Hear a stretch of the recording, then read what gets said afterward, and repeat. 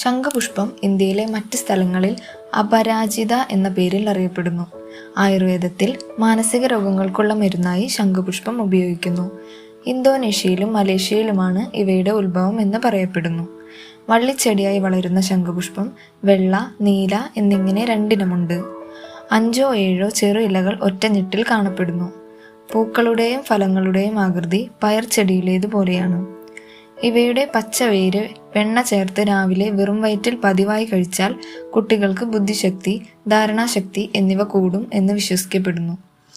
ശംഖുപുഷ്പത്തിന്റെ വേരിന് മൂർഖൻ പാമ്പിന്റെ വിഷം നിർവീര്യമാക്കാൻ ശക്തിയുണ്ടെന്നും പറയപ്പെടുന്നു.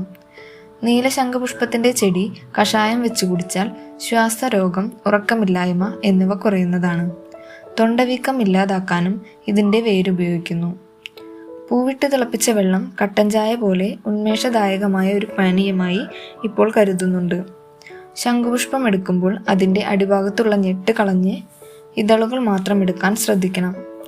പഞ്ചസാര ചേർക്കാതെ കുടിക്കുന്നതാണ് ഉത്തമം.